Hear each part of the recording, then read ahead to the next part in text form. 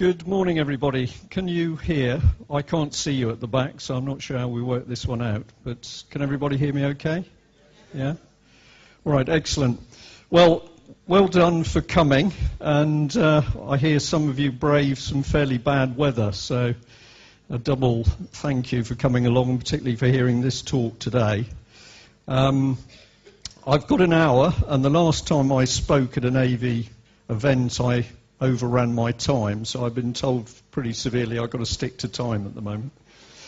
So I've got an impossible job because I'd like to talk to you about what's happening to the children in this country, but I can't talk to you about what's happening because everything is done under secret courts. And the UK column newspaper already has 4 injunctions out to stop us telling you what's being done with the children. It's a good system, isn't it? You're doing something wrong, so you run a secret court and then you hide it. And I'll tell you a bit more about it. If this little pointer works, and we're not sure, doesn't seem to like it too much. Basically, in the picture, we've got our families looking a bit dejected, but behind them, things are going on very high level, and that's Portcullis House in Westminster, which is the new seat of power for our MPs. If you ever go in there, you'll find it quite interesting because you're surrounded by armed guards. Okay, this is the UK column, and the one on the left-hand front page is a new edition, which has been put together by Mike Robinson, who has recently joined us. He's been doing the website for a while, but to take some pressure off me, produced this edition, which has gone down extremely well. And I've decided to put Mandelson there because we had some tremendous information from Vladimir Bukovsky's researcher, Paulo, who exposes that we have Marxists in government. And that comes from Russian sources, it's not from just pure English sources.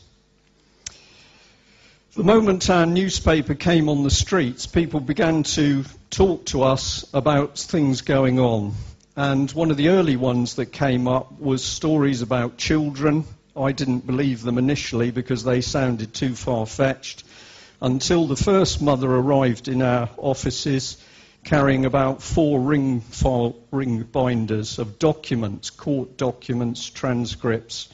And the story that unfolded, which I will touch on, was just incredible.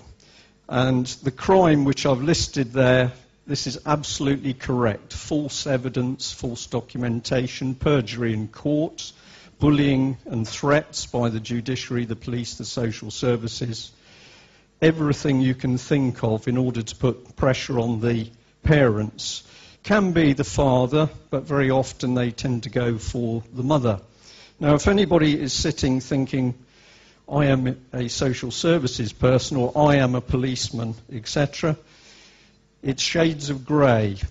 I am not standing here saying that everybody who works from social services is bad, and I'm not saying that for the police or the courts. However, the body of evidence says that within these public sectors, we now have criminal and corrupt activity on a very big scale, and it needs to be exposed and pretty quickly. What are they doing?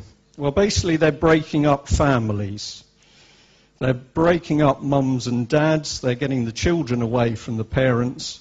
And when those children are away, they can be used for things. They can be used for drug testing. If they die as a result of an illness or circumstances in hospitals, then body parts are disappearing. And otherwise, they can go into a more or less a gulag system where they can be abused. And some of that came out on the BBC a while ago when a very brave lady spoke out about her abuse in a children's home where she was tied down and systematically raped. Although she's got the evidence, and other girls and boys who were abused have got the evidence, they cannot get justice. Because when they go to the police or they go to social services or they go to the courts, their pathway to justice is blocked. And I mean blocked, totally and utterly. And in the last resort, threats will be used to get them to back down. Now, these are some of the statistics. I'm going to be thanking a man called Ian Joseph a bit later on, who's done a huge amount of work in a book, which I'll show you the cover of. So some statistics have come from him and some I've researched, but this is factual. 25,000 children a year are now disappearing into the system. And we ask why, and we ask what's happening, and we ask who are these people who are now more qualified to say how you should look after your children than you are. My 2 children are adult, so I've moved on a bit. But any of you who've got younger children or you've got grandchildren, I can tell you those children are not safe. It doesn't matter what school they go to. Social services in that area have the power to take those children if they so wish. Now, these are some of the headlines that we've had in the paper. I've only picked a few because there's so many. Social services being described as the Stasi. That's come up several times. The father who was asked to donate organs to his son, but he wasn't allowed to see his son at all. Even judges, and there are good judges out there, but they're pretty lacking in backbone, are talking about foul play. And then the 2 cases down at the bottom, we're starting to get into something very sinister, because people are now saying, you're really not bright enough to have children of your own. Who says? Who makes this decision? Because that was the start of the eugenics program, selective breeding. And for those of you that think eugenics came out of the Nazi Party, it didn't. It came out of the Tavistock Institute in London. It's a British problem, and it was exported to the Nazis. Now, the key thing, if we say who benefits, which is a great way to start a trial, it's pretty easy. Because everybody who touches a child who's taken away by social services is raking in the money. Legal profession tops. The industry of taking children into care, we know at the moment, is about £20 billion worth. Billion. £70,000 a day if an illegal team really gets stuck into it. £3,000 a day. Medical experts, therapists. And then we've got the homes, £7,000 a week. Now, a lot of morality disappears out the window pretty quickly when money appears.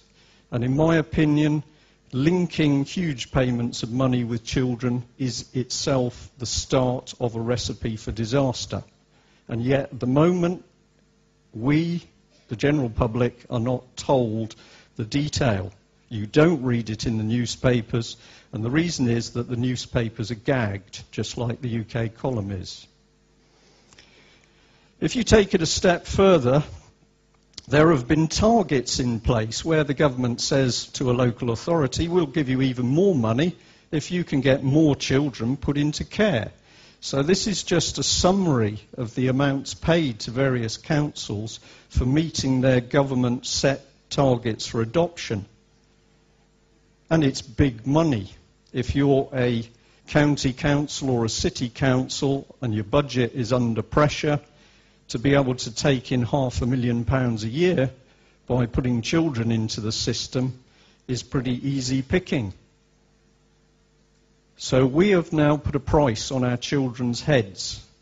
And if you think, and I'll keep stressing this, if you think because of your social position or your knowledge or your intelligence or because you're a good person that these people are not capable of taking your child away, you are absolutely wrong. I'm sorry it's such a subject for 9 o'clock in the morning. But we need to deal with it, because if we don't, we've lost control of our society.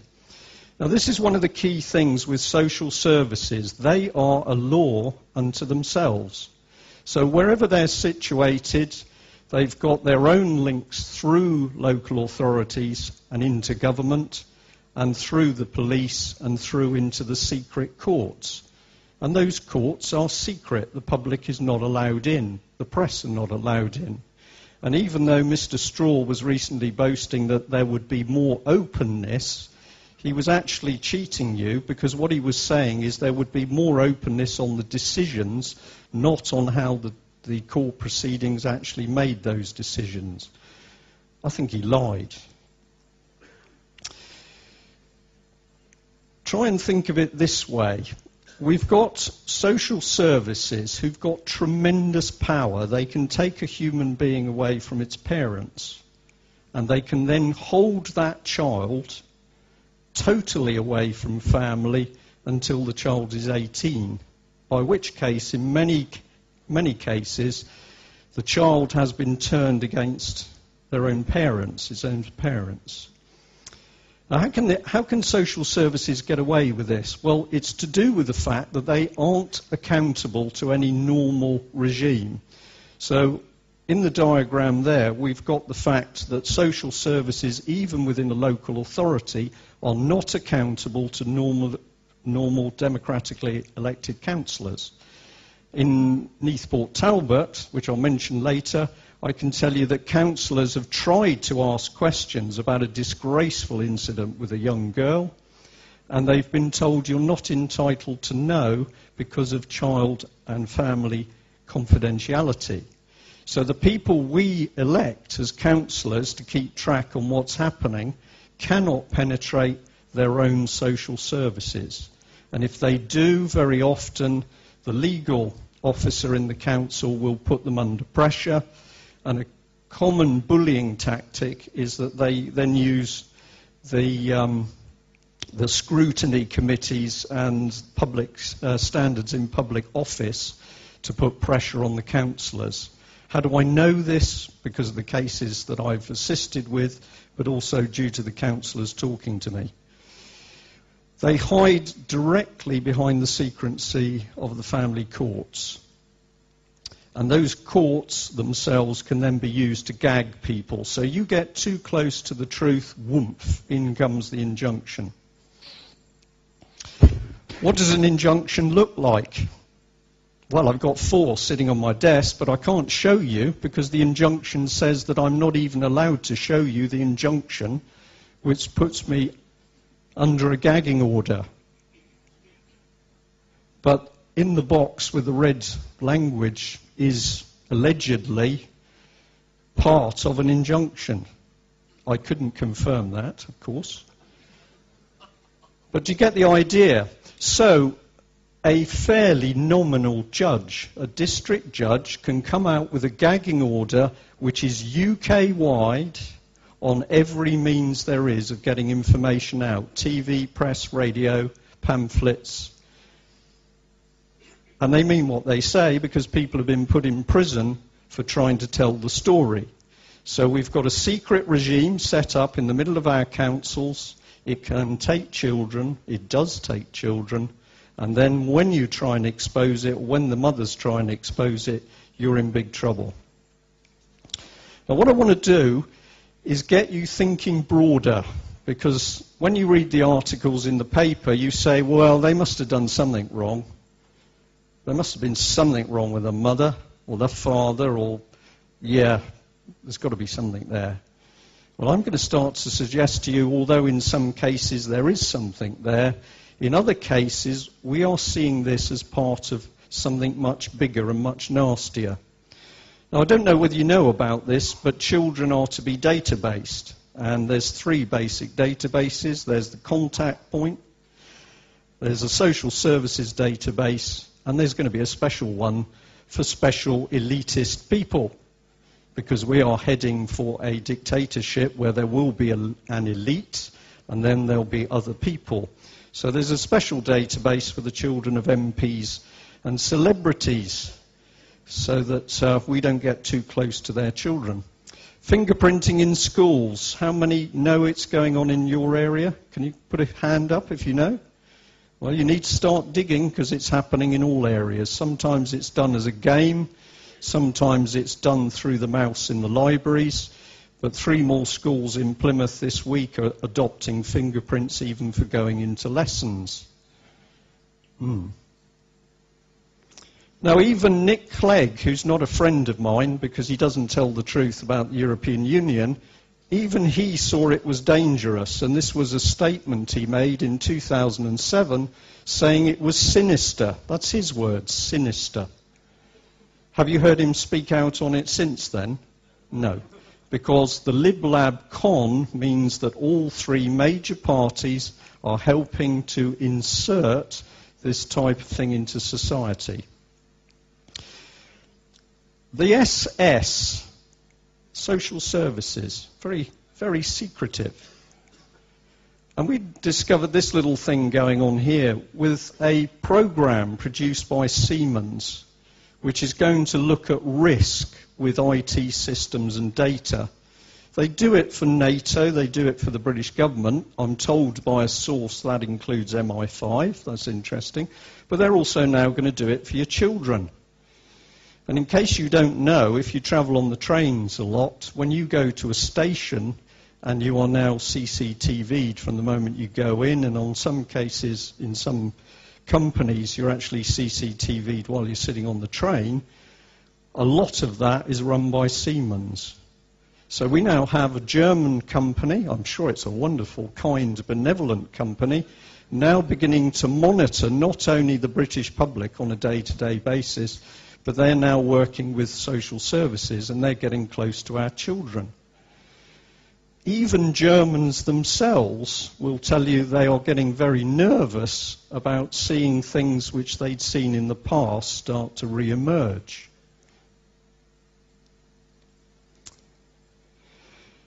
Well, let's have a look at people. So who's pulling the strings?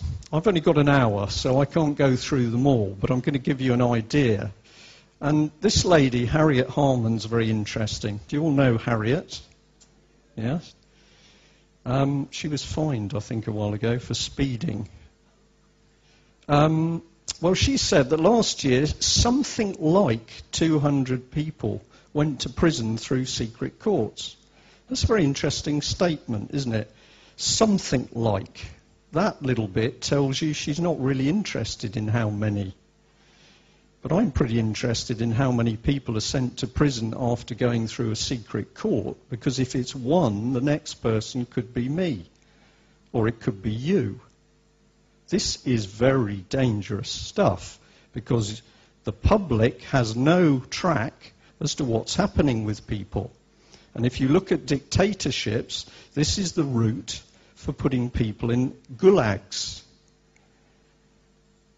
We're not used to this sort of stuff in Britain because we've had a democracy which has worked pretty well for so long. But if you talk to people in Russia or Poland or Germany, they know it can happen. And what I'm going to say to you this morning, and I don't get any pleasure because I'd rather tell you a joke or something, is it's happening here. But it's creeping. It's piece by piece by piece. So, if we look at this lady a bit more, and this was a photograph which I liked because it's of her when she was younger. When she was younger, she was involved in the Council for Civil Liberties, top right-hand corner of the box. And she was the legal officer. Now, that organisation is now Liberty, and run by a lady called Chakrabarti. Do you all know it? It's all about liberties. However, at one stage, the government was proposing that the age of consent should be reduced. And the National Council for Civil Liberties got involved. And Harriet Harman was the person who signed some of their responses. And she suggested that the new law could lead to damaging and absurd prosecutions. It could increase censorship. She suggested that a pornographic photo or film of a child should not be considered indecent unless it could be shown that the subject had suffered. Did you get a warm feeling out this lady? Now, the other thing is, at the time, that the National Council for Civil Liberties was associated with two pro-paedophile organisations, Pi and Pal. So we've got an organisation associated with pro-paedophile people, and its spokesperson at the time was Harriet Harman. And this is the lady who says, well, maybe 200 people have gone through a secret court into prison. Why? Because they were trying to expose paedophilia.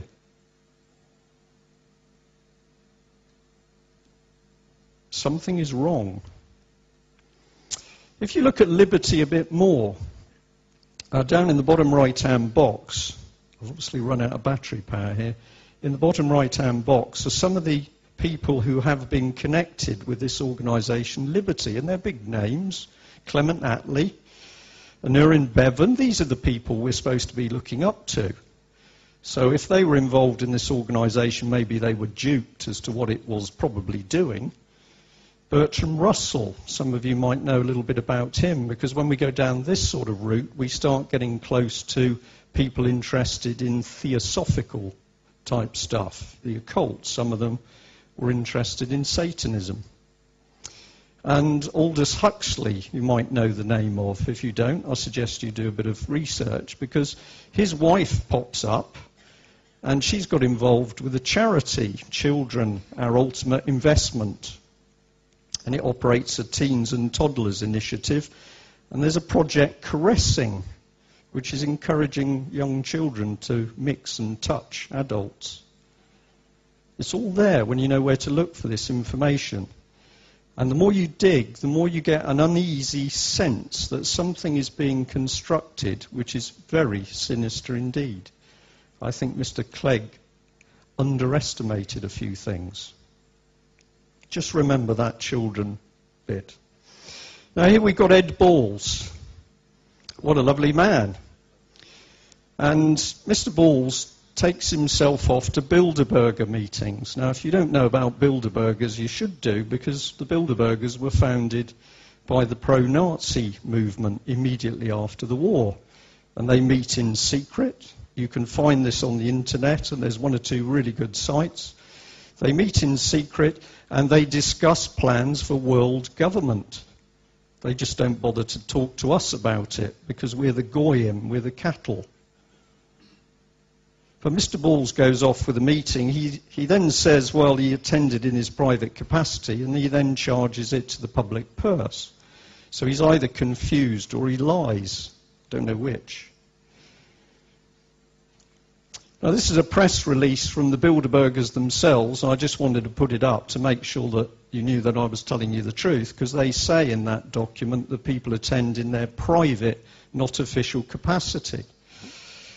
So even the Sunday Telegraph could get pretty upset when they realised that he'd been claiming expenses on the public purse. And they got interested in the Bilderbergers talking about themselves being a shadow world government. How many of you know that at the moment there's a committee running inside Westminster which is full of pro-world government MPs? Do you know about that? It's there. You can find it if you go looking for it. I'll help with some of the information which will go up on the website in due course. But the information's there if you ask. So while you're going about your day-to-day business, worrying about how to pay the mortgage and where the money's coming from, we've got MPs who think that they are so clever, they're going to rearrange the whole world. Well, some of them are clever, but unfortunately some of them are very dangerous people, because they actually believe in themselves. So if we do a summary, come on machine, here's the Bilderbergers. First chairman was Prince Bernhard of the Netherlands. Annual meetings, and we know at these meetings people are selected for particular positions.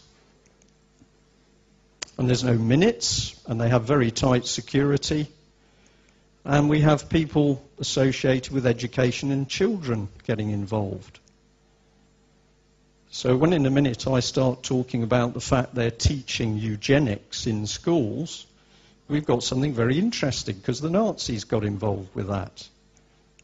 So are they doing it again? I'll let you decide.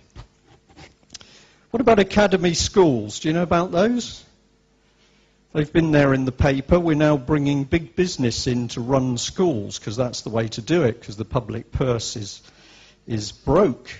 Well, we can print money to go to the banks, but we can't print money to run schools or run hospitals. Very strange, isn't it? It's fraud on a massive scale.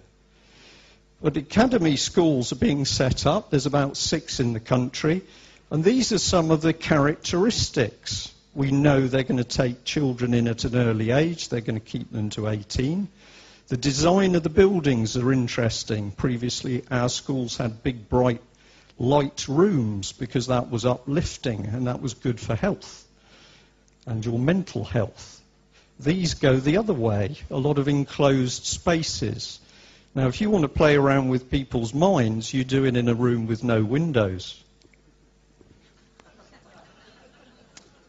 But you can trust me because I've got a suit on.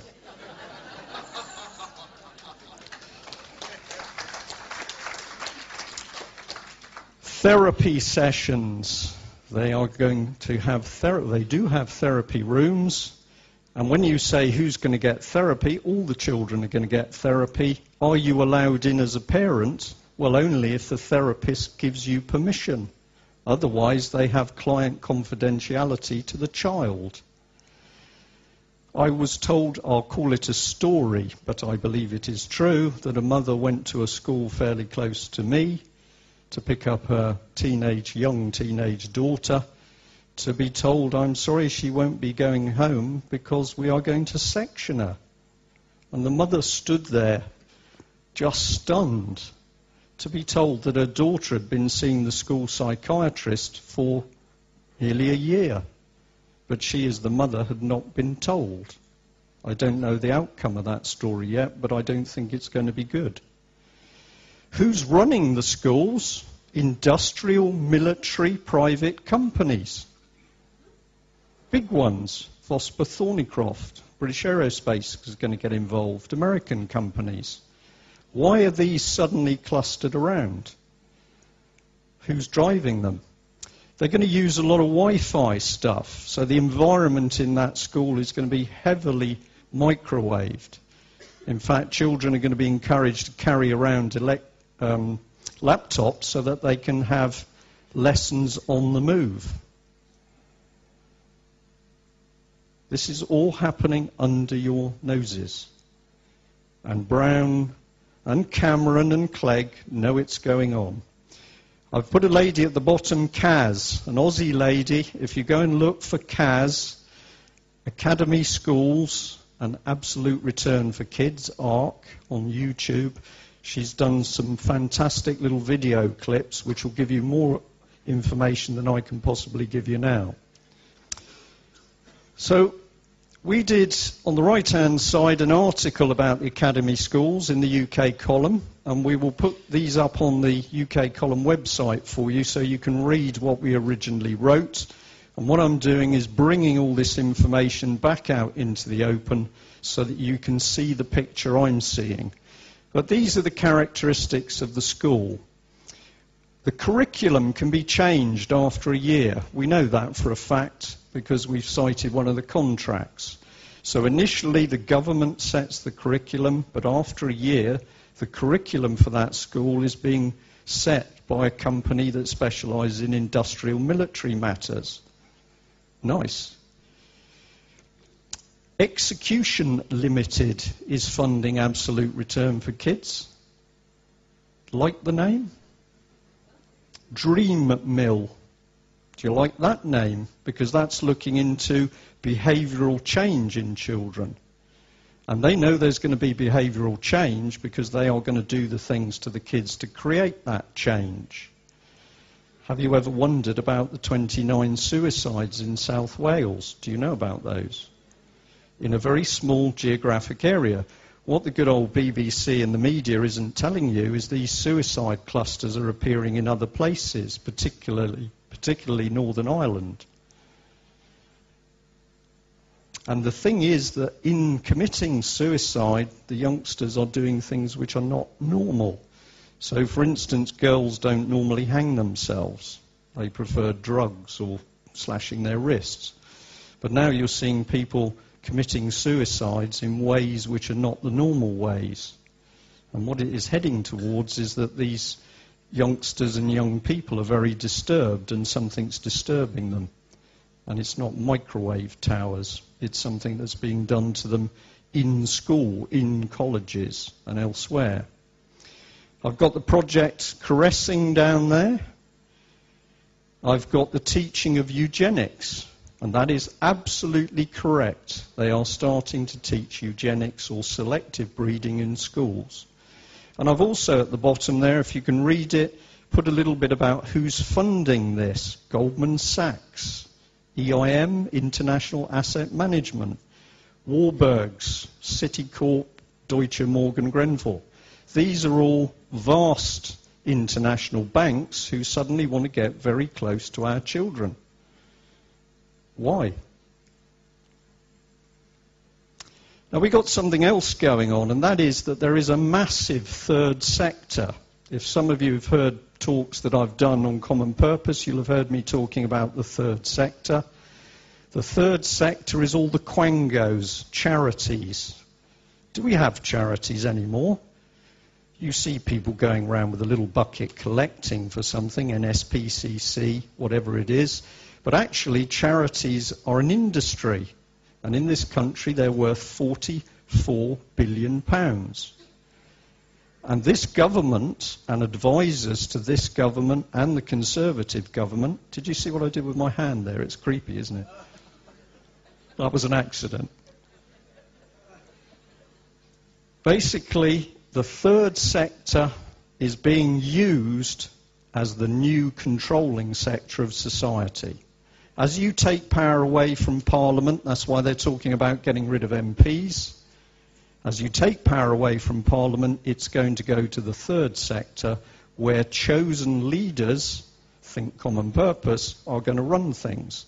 And that's why Mr. Cameron is smugly saying, I'm going to help poor people. I'm going to take the weight of government off them. What that means is, I'm going to remove MPs from Parliament. I'm going to help people by putting more money into charities and the third sector. He's not going to help them at all. That money will be used to impose the control structure for the new government.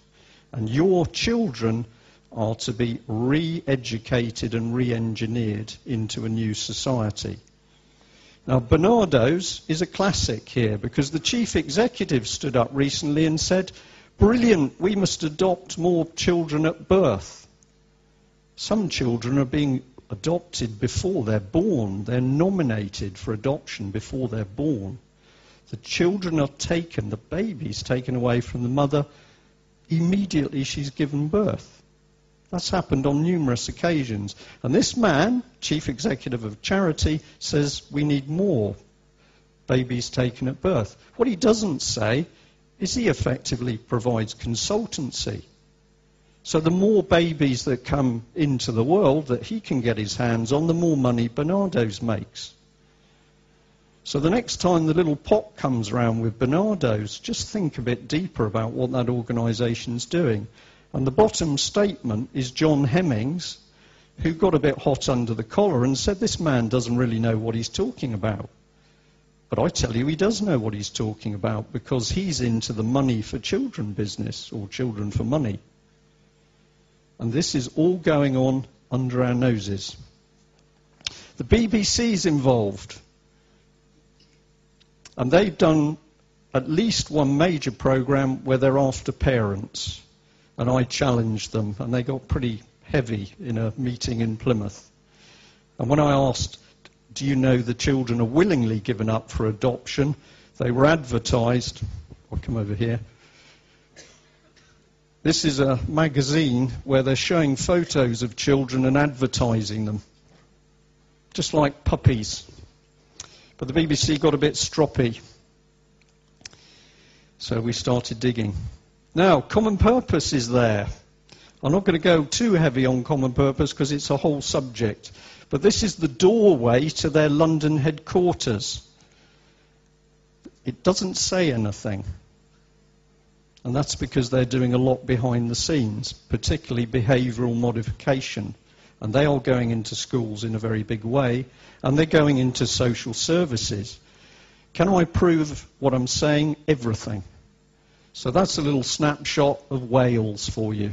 Interesting, isn't it? Common purpose is amongst the social services, and we've got problems with people. And this one is my favourite because about 3 years ago I started to warn about paedophiles involved with Common Purpose, because Common Purpose runs secret networks. And here we've got James Rennie, recently sentenced. He was abusing children as young as 3 months in Scotland.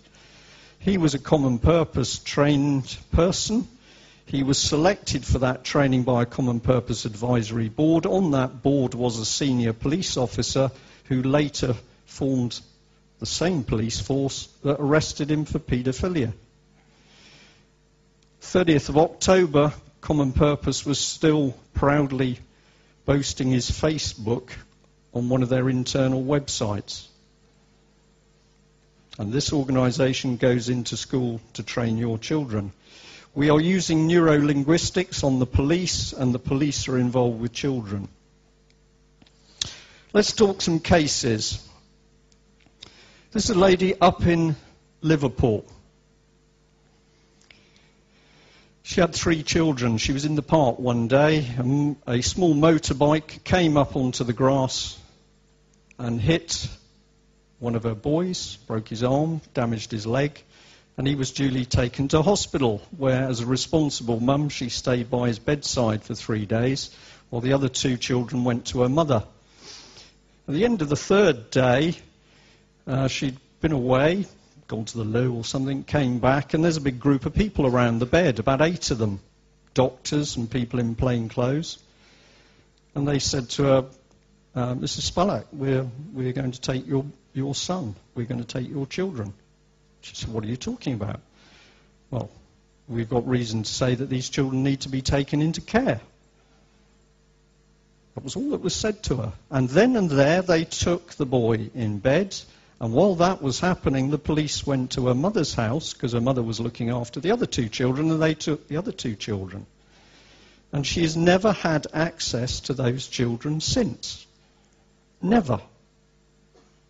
We've printed her story, which caused ructions, and a judge was moved because every piece of information used against this woman is fabricated. A pack of lies from start to finish. Sounds unbelievable, doesn't it? There must be something wrong with her. There isn't. She doesn't drink, she doesn't take drugs, she doesn't have multiple partners. She is a normal lady, separated from her previous husband. They've taken the 3 children. And every shred of evidence used against her is fraudulent. This is another case. I've been intimately involved with this one. I've given a talk on it before I got an injunction slapped on me. This lady had a daughter. The daughter was ill. And I'll tell you what was the matter with her, as they later found out. She had a thing called Zollinger's disease, which is multiple perforations of the gut, like multiple ulcers. Intensely painful. So painful that the pain eventually radiates right through to your back. She went into a series of South Wales hospitals where she wasn't treated. We've got the documents where we show that there was no diagnosis, but they prescribed a huge cocktail of drugs. They tried to get the mother at one stage to give her a dose of oral morphine. If the mother had given it to her, she would have killed the daughter. She was run around hospitals. The daughter was in pain. She couldn't work at school properly. Social services got involved. Nightmare. Because the next minute is that in taking the girl to America to get a medical opinion, social services went to America with no legal, lawful documentation and took the girl away at gunpoint because they got the American police involved. And I have sat in a court with this lady 2 or 3 times now, and in the last case, because she now acts for herself, she proved in that court that when the girl was taken away, the local authority had no legal power to do so whatsoever. The judge was happy to allow the local authority to have witnesses, but he wouldn't allow the mother to have witnesses, even though they were local councillors prepared to testify on oath that their council had broken the law. Welcome to secret courts. This is a small selection of the drugs this poor girl was prescribed, and that is a statement by a judge, allegedly, trying to clear his yardarm, as they say in the Navy, by saying that when they went to America, there wasn't really any breach of order, i.e. it wasn't his fault. Nevertheless, that girl has never been returned to her mother, and she's now over 18, and she has been turned. Your mother doesn't love you, why would she leave you in this home? This is a little note this girl wrote. She wrote a series of them. And I tell you, I still find it difficult. Just read what she says.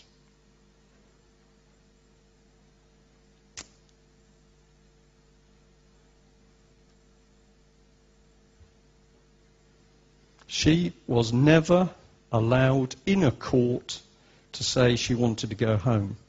When they brought her back from America, they put this girl in a psychiatric institute. They told her, you are imagining your pain. What about that for mental cruelty? And eventually, though, social services ended up putting her on a cocktail of drugs till they realised that what the mother had discovered in America, Zollinger's, was true. There wasn't any apology and the girl was never given back. And she wrote about 20 pleading letters like this. And she tells about social services people laughing at her. A Plymouth couple, I've got an injunction, can't talk about them. Their baby was ill, Derriford Hospital. The hospital said it was a cancer, a form of cancer. They wanted to do chemo, all sorts of things. The parents just didn't believe it. And they said, no, we don't want the treatment. Bang, in came social services. Baby taken away, subsequently proved the hospital diagnosis was wrong and the parents were right. Never had the baby back, and the mother has subsequently had 2 further babies, and they are taken away as well. On the last occasion, social services went into the delivery room to tell the mother, having she'd just given birth, that that baby was also going to be taken away. And one of the 2 social workers that went into the delivery room had shingles. Because they're Christians, there are in the notes intimations that they're mentally ill. If you're a Christian, you've got to be mentally ill. This is a fantastic lady. I speak to her a lot. A 10-year-old son taken. If I had more time, I could show you more. Within a few weeks of disappearing into a care home, he's thin, weak, and he's so frightened he's wetting himself. But she said, the scary thing is, Brian, they're hunting me for my 3-year-old. Hunting. And this is the word that the parents use. And what fascinated me is people who gave me information, different parts of the country. It was a template operating. They'd never colluded or talked to each other, but their stories as to how the social services took their children tied in. This is a French lady, married originally to an Englishman, living in this country. She discovers their 2 girls are being abused. She goes to social services and the police for help. The case is twisted 180 degrees, because this is the technique. And eventually it destroys her health, so they've now got her pinned as a sort of psychiatric case. Tough lady, Corinne. She fought, and eventually, much to her amazement, was awarded custody of the girls and permission to go to France. She took them to France, and within a few months, the father had fought through the French courts, and they re-awarded him custody, even though he was the man abusing the children. I've got some photographs which I'd love to show you, but I don't think you want to see them. Collusion between judges, England, France. Collusion between French social services and English social services. Interesting. And this is a little girl. This is 30 years ago, but this case is very, very important. Her name's Helena Bai. And basically she had an adverse reaction to I can't remember the name of the procedure, but you put a dye basically in to see what's going on, and she had a reaction to that. And then the hospital in Bridgend made a diagnosis that really she had epilepsy, and they put her on Epilin. And they put her on a dose that made that girl ill, terribly ill, sick, unwell, in pain, headaches. And when the parents said we knew something was wrong and they tried to get her off that medication, they were told, if you try and get her off the medication, we will take your daughter from you. So in the end, they made a decision and they went with the hospital treatment, and eventually the girl died under quite horrible circumstances. The hospital lied over the time at which the girl died.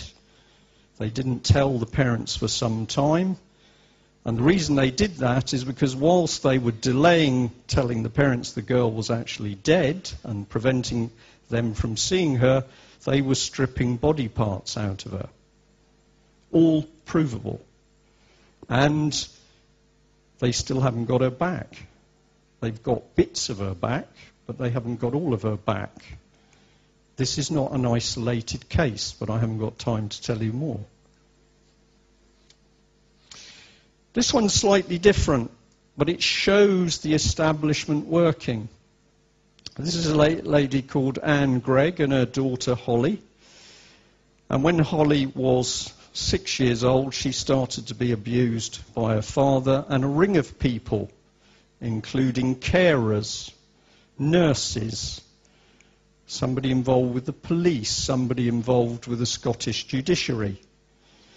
And although Holly is Down syndrome, she has a fantastic memory. She knows what was done with her.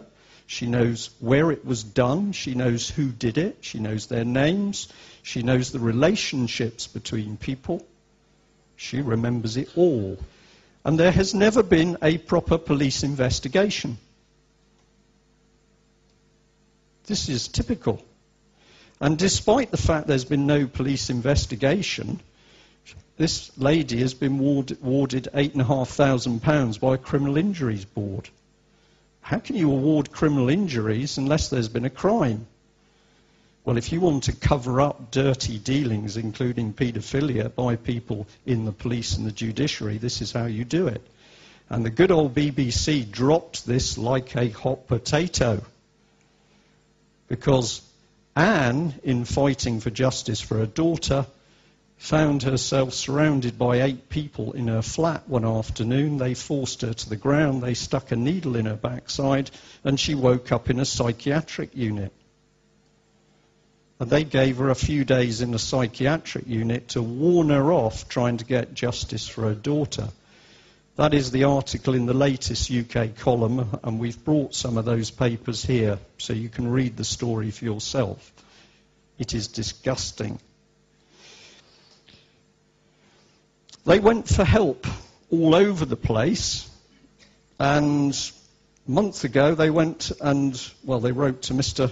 Alex Salmon, because all this took place in Aberdeen area, Grampian Police. And it took 1 month for his office to come back to say that it was receiving attention. A girl was raped between the ages of 6 and 14, vulnerable, Down syndrome, raped and abused by members of the people who should be protecting us. And yet it takes them a month to look at it. This is my view. Can you recognise it? It's a wet fish. It's a salmon.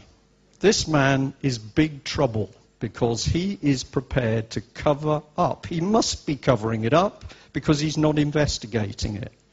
And although this incident has happened north of the border, I can tell you that although they are now living in England, English police are still not assisting matters to get justice for this girl who was raped repeatedly, gang raped. How can this happen in this country? Well, it happens because Jack Straw and others have created a secret court system where you cannot get justice. Right, I've got about 7 minutes. Call it 10. Happy with that. Have I got a mic still? What's happened to it? Oh, okay. Right, this guy, wonderful man, lives down in Monaco, written this book, 434 pages, a lot of detail in there, and I've used some of his material, and I'm delighted to give him a big push there. These are key things to do with attributes of people involved in child snatching. They're very cold. People within social services or the police or the judiciary, they lack emotion. Very, very cold. Yeah?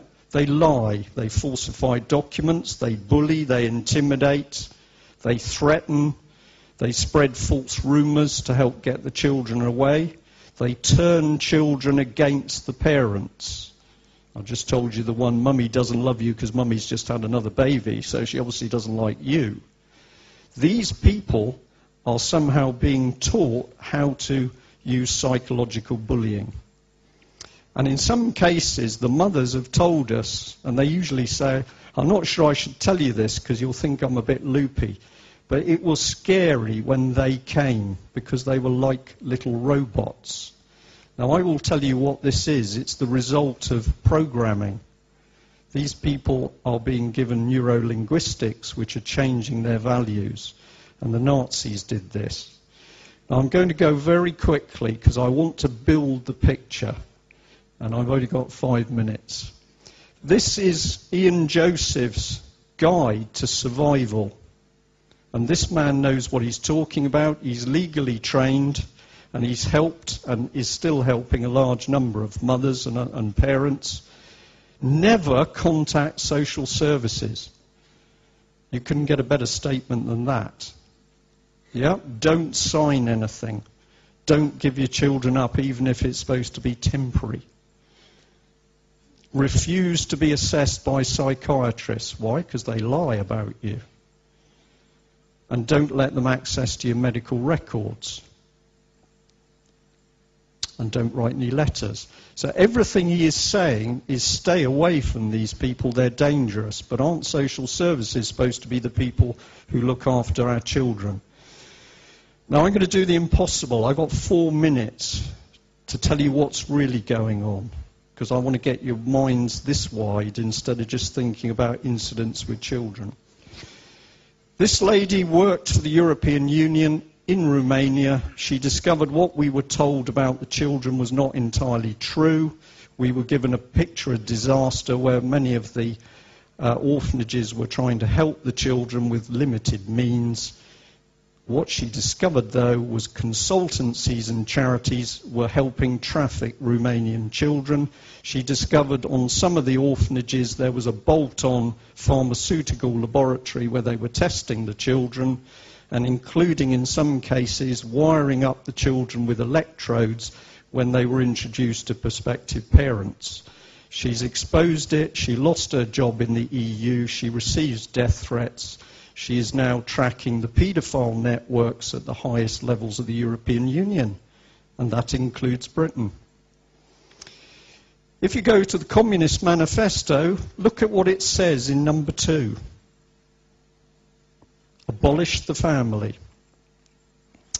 The Frankfurt School psychiatrists actually studied the destruction of society by moral, family, and spiritual breakdown. Nice people. When the war came, they moved abroad, America, Britain, all over the place. But that is their mentality, vicious. Here's the Communist International. It's going to produce a regional union. It's going to level the economies. That's what's happening to us now. We're being suppressed. And the regions are going to form a new world order. I haven't made that up. That is straight out of their Comintern program for 1928. People train in this stuff for warfare. This was Stalin's advisor talking about psychopolitics, causing chaos, distrust, economic depression. This is at the cover of the original Nazi document talking about the formation of a European Union. Just remember the Bilderbergers that I've talked about. If you read that document, it says a lot of things, including single transport system. You've heard it. This is the blueprint for the EU. This is one of our own army psychiatrists, and the document is 1940, and in it he's talking about how psychiatrists will penetrate society to re-engineer us into thinking and acting the right way. And he says we've made a useful attack. This man intimately linked with the Tavistock Institute, which is itself linked with the formation of the NHS. There's a dirty little trail here, and he was eventually involved with the World Mental Health Federation. By mental health, they mean you're healthy when you're in the new society. This is a document talking about a plan to destroy Western society. It came from a Soviet dissident, and surprise, surprise, it says they're going to destroy families. It's happening. You're watching it. The Fabians are creeping socialism. Here's Tony, because he was chairman, and you can trust him. These people are all Marxists, Leninists, or Trotskyists. You can check it for yourselves. New Labour is Marxist, and even some of the national newspapers are starting to pick it up. Miliband and Mandelson, unbelievably dangerous. And if you're worried about the Tories, I think you're looking at something which is what? Fascism? Question mark there. Oswald Mosley, what was he? Well, okay. Also leader of the British fascist movement, but he gets great praise from Michael Foot, Labour leader, left-wing liberal. So these people are all intertwined. This book puts it together. I'm sorry it's such a poor picture, but a guy called Christopher Story wrote a very detailed political analysis which said simply the Berlin Wall came down, communism didn't, and that is absolutely true, and I can tell you that as an ex-military person. What it's done is changed form. Hitler's Germany was built on Marxism. The Soviet Union was Marxist-based, and what you are seeing is the full system arriving. Children are to be re-engineered into the new society. You are not going to be allowed to keep your children. And that is the big picture, and they are testing the water at the moment by taking a few thousand children away from people under a false pretext.